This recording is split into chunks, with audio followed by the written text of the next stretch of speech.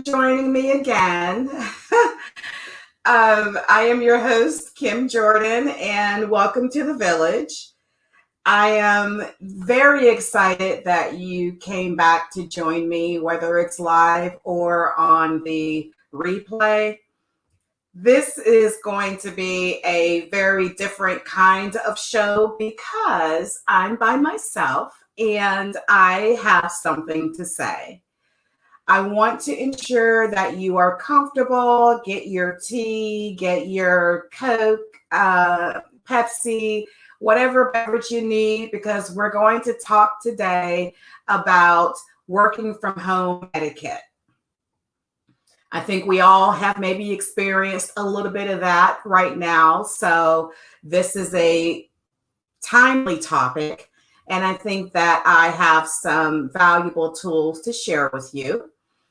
I do want to ensure that you interact in the comments. Please say what you have to say. If we have any questions, I would absolutely love that. I don't think many of you are aware, but I have worked from home for over 10 years. So I do have a little bit of knowledge, a little bit of information and experience that I can share with you. Keep in mind that what I'm going to say today is not the rule. This is based on my experience and based on things that I have seen with my other coworkers. So, without any further delay, let's go ahead and get into working from home etiquette. The very first thing I do want to talk about is be sure that you treat working from home the same way you treat working in the office. And what I mean by that is right now we have more video. So we're interacting with our coworkers and with our other clients or business partners via video. Be mindful of your background. We don't want some weird poster in the background. We don't want whatever personal stuff that's clearly personal to be shown in a corporate or in a business setting. So be sure that you are mindful of what's happening in the background. Make sure your attire is conducive for business. I do know that while we are maybe professional up top, that we may not be on the bottom. You might have pajama bottoms on. That's fine as long as you remember not to stand up. How about that? So also be mindful of the noise level. For me, I don't have on the television or the any music during the day because I don't have it when I'm in the office. Again, I am replicating what I have in the office at home, and it helps me to stay focused. Now, if you can sit there and listen to music and still get your job done, go for it, but it doesn't work for me. One of the things that I see on a regular basis is I'm talking to someone, we're engaged, we're doing business, and I can hear their dog barking in the background, or their dog or cat, especially the cat, is walking across, the table where they're sitting or they're holding it. And now we've turned this into, a petting zoo situation, and they're involved with their animal. Again, let's try to replicate what we do in the office at home and not be as relaxed in those environments, because you always want to come across as professional. The second thing I want to talk about is if you don't have a second screen, meaning an external monitor on your laptop, I would suggest investing in that. You don't necessarily need a brand new one. A refurbished one, perhaps you can get it on Facebook Marketplace. That will be just fine. And all you need is the right connections. So then you're able to move your mouse from this screen over to that screen seamlessly. And what I generally do is have my email open all the time on my laptop, and then I'm working on my second screen, and that's where I do all of my work because that screen is a lot bigger. And if I need to, I can kind of divide it into two and have two documents up at the same time. I need it. So I would prefer to have two external screens, but I don't have the space for that right now. Um, the other thing is, if you are going to be, for the most part, sitting behind your laptop looking at the screen all day, be sure that you're protecting your eyes. These glasses have a blue filter. You can't see it, but it's there, and I paid for it, so I'm hoping it's there. It had a blue filter in here, so I can look at the screen and it protects my eyes. But if I didn't have this, I would want the screen protector on my screen because the rays over time can affect your eyesight. And then you're wondering why your eyesight has changed because you've spent 10, 12, 15 hours a day for 4 months straight staring at a screen that wasn't designed for the naked eye. The other thing is be sure that you have good posture. So for me, I sit behind a desk on most of the time, but I don't always sit here to do my work. I'm working from home, so I don't have a meeting every day where I'm looking at people. So I can work in other areas of the house, but I still need to be mindful of my posture. So having a small pillow in the lower portion of your back to make sure that you're sitting up straight is always going to be an awesome idea. Because if you're sitting there for hours on end, trust me, once you lay down, then you're going to begin to feel the tension and the stress that's in your back from sitting in one position, and even in your neck, because just you don't realize it, but you're holding your head in the same position all day. So those are some things that I know that you should be mindful of. I used to get a massage every month because I knew that I was holding stress tension in my neck and in the top parts of my shoulders. With COVID, I can't do that. I mean, I probably can, but I'm not. So I have to be really mindful to get up and move around in between different meetings and things like that. But as far as your posture, I just want to say sometimes I'll work from the desk. Sometimes I'll work from the sofa and I'll just put the TV tray in front of me, or I'll have a laptop just on my lap. I might move over to the kitchen table. I just really sometimes need a change of environment. And then there are those times where I just work out of bed. So I have with like a TV tray, but it's really designed for laptops. So on one side, there's a laptop little board kind of that's already made into the tray. And then this side over here has an area for my laptop, and I can tilt it up if I need to. So no matter where I'm at, I'm still always concerned about my posture. So keep in mind of that. You don't have to stay in one location unless you're on a video, because no one wants to see my headboard or my kitchen sink with pots and pans or whatever that I'm cooking for that day in the background. To me, it's too much information. Let's go into eating, because that seems to be something that people struggle with now that they're working from home. And again, let's go back to the rule that we want to be sure that we are creating the same atmosphere at work. So for me, I don't need to eat 3 meals if I'm just at home working. I don't need to get up in the morning, eat breakfast, take a break and eat a full lunch and then have dinner. And I never really left the house. So guess who's getting bigger? Me. So what I have thought about doing is, if I'm going to have snacks, I can have, pistachios or, some type of nuts. and then or some type of fruit. Yogurt's always good. Some type of a healthy snack that kind of tides you over, and then drink as much water as possible. I I don't like to drink water at work because I feel like going to the restroom and in the public is just, it just grosses me out, and I don't want to go in there more than I have to. But now that you're home, I mean, come on. So you need to be drinking more water. Put the lemon in there, and and treat your body well. Um, so to avoid eating 3 meals, I suggest that you have a smoothie for either 1 or 2 meals.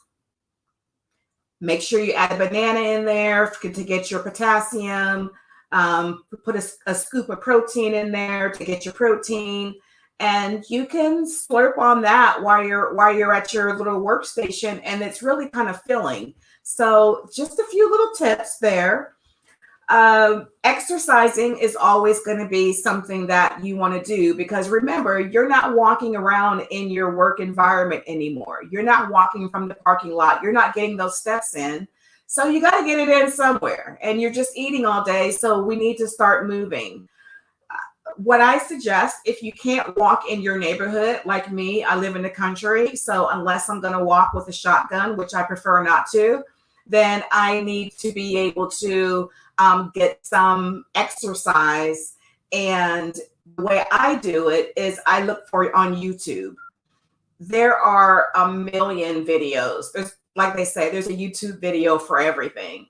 So find a good video. Start at the beginner's level. Don't do like I did the other week and, find this really high impact video and it sent me to bed. We don't need that. But start as a beginner and just get yourself moving. That's all it takes. Get yourself moving, and I promise you, you won't regret it. I have a few serious things to talk about, but the last thing before we get into the serious stuff is distractions.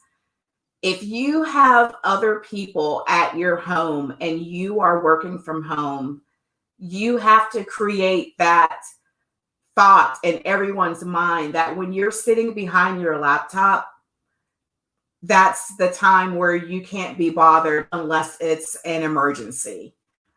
That back and forth stuff, especially if you're on a Zoom call or some type of video conference, if you're on the phone, those are the times where it is totally do not disturb. Don't be distracted by social media. I sometimes, struggle with that because I'll get a notification. And how do I know I get a notification? Because my phone is turned up or I have it on my personal computer, and I need to be able to divorce myself from that. But, I struggle sometimes. And then I'll get over there and I'll look at social media, whether it's Instagram or Facebook.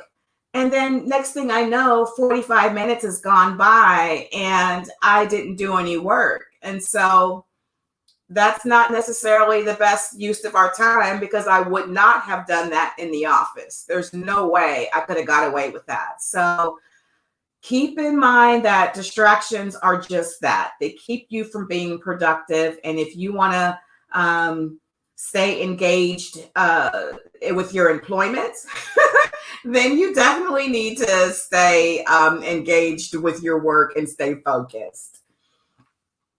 For me, because I know that the day can get away from me, I try to have a to-do list and I keep a log of what I accomplish every day.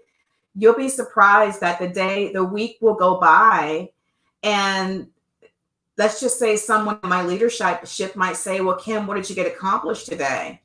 And all of a sudden I go blank. I'm like, I don't know. So what I do is I keep a daily log of what I accomplished, so that if I ever have to provide a report, I'm not sitting there trying to figure out what I did. That's the worst feeling. And you definitely don't want to have to worry or be concerned about what you did if someone in your leadership chain is asking for that information. So now let's go into some more serious things about working from home. Laptop security. So many of you might have your personal laptop and you have your work laptop. On your personal laptop, you're probably getting more spam type things, and you're seeing a lot more because you have time in the evening, hopefully, that you're engaged online. Be sure that you're using some sort of virus protection and that you're actually making sure that it runs at least once a week. You want to be able to clean it out, get rid of those temporary files, get rid of that stuff in your registry, deal with all of that once a week on your personal computer.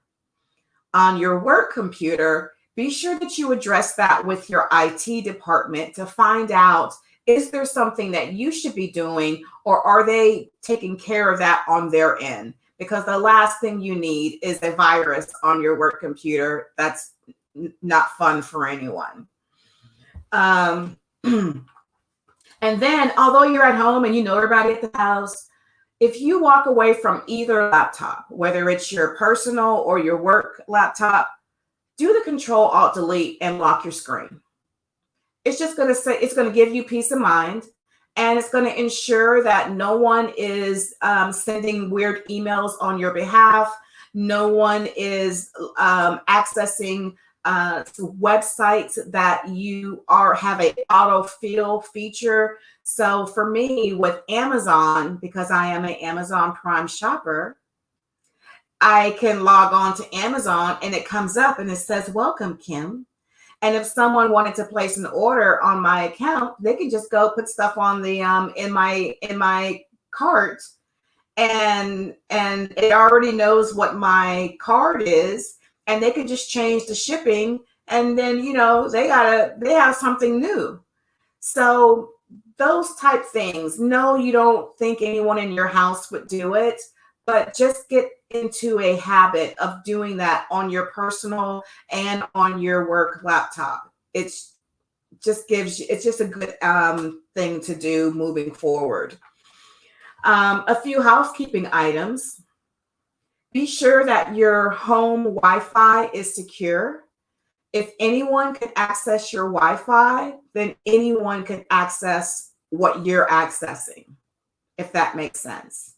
So if you're accessing your bank account, if you're accessing your stock portfolio, if you're accessing your credit card statements, whatever you're doing, they can access it as well. So be sure that you have secure Wi-Fi. Do not send any personal emails. No, do not. Well, yes. Do not send any personal emails from your work computer, and don't send any work emails from your personal computer. Be sure that they both are dedicated for what it is that you are going to use them for. Don't go back and forth, because truly that can cause a lot of problems. So, a good practice, if you're sending sensitive information, even on a personal level, if I'm sending a spreadsheet to a friend or anything or something that I deem to be personal, get in the habit of password protecting your documents. And please do not put the password in the email. Either send it in a separate email or text that to them, send it in a different way, but don't send the password with the email. That just doesn't make sense for password protecting that particular document. I can tell you that has truly been something that we use very a lot, or we will, what is it called? We will encrypt a file. And working for the federal government, that's something that we do on a regular basis. And then, I don't even really know why I have to say this, but I'm going to say it. Stop opening weird stuff.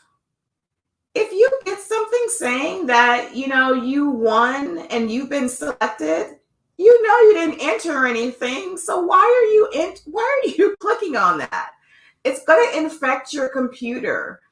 If you're getting emails and they're saying, something weird in the headline, why are you opening that? Stop opening weird stuff. That's the easiest way I can say it. Because at the end of the day, you want to only open things from trusted people. And if you're not sure, especially on your work computer, if you're not sure, forward that email to your IT department, or do a screenshot of the subject line and send it to the IT department and find out, is this a viable email? Is this something that is coming out to all of us regarding security? That's how we had a breach before, because someone thought they were getting some sort of an IT update, and it wasn't. It was a virus. So one of the last things I want to say before I before we leave each other today is learn how to schedule your time. If you are challenged with working from home and working more than what you should, and there's a few people that I'm talking directly to you. If you are working more than what you should, schedule your time. It also helps you to be productive. So on your calendar, you can say from 7:30 a.m. to 9 o'clock, I'm doing this. And from 9 to 9:30, I'm taking a break. And then 9:30, schedule your time. And then if you're off work at 5 o'clock, okay, we might go over till 6. But at 6 o'clock, you've already scheduled that's family time, or that personal time, or that's resting. Schedule your time, because if you continue to go into overdrive, and I'm just smiling because there's a few people that I'm thinking about, and you know who you are. If you go into overdrive, you're not help to anyone. And that's where we make mistakes that we don't normally make, because we're in overdrive. So again, schedule your time. And then the last thing I want to kind of go into, for me, after I worked from home for over 5 years, it was almost 10 years, I think. But after I worked from home for that amount of time, when I went back into the office, it was a major adjustment. Um, it was a major adjustment because I wasn't accustomed to hearing people talking by me, because at home it's quiet. So you ever have that person that when they're talking on the phone, it's like they have a hearing problem, so they're talking extremely loud to the person on the phone, and you're sitting there trying to get your work done, and they're screaming, and you're just like, okay, can you bring it down a notch? And they're just like, oh, I'm sorry, I'm kind of hard of hearing. And I'm just like, well, you need to start walking or going somewhere else when you talk on the phone. And you can't do that in the office. You have to be respectful. You can't tell people, be quiet, you can't talk to anyone. But those are the type things that were very disruptive to me, getting accustomed to all these sidebar conversations that were happening while I was trying to focus and get my work done. I really hope that some of the things that I've said are going to be helpful. Again, I've been working from home for a while. I enjoy it. I love it. Growing up as an only child, I have learned how to occupy myself and keep myself busy. So if you love interaction and you came from a larger family, that might be challenging, but I think you can do it. You need to just find out what works for you. So I will be coming back periodically to do different things and and speak about different topics. Thank you so much for watching. And remember, that silence creates distance, but conversations with Kim builds the village. Thank you.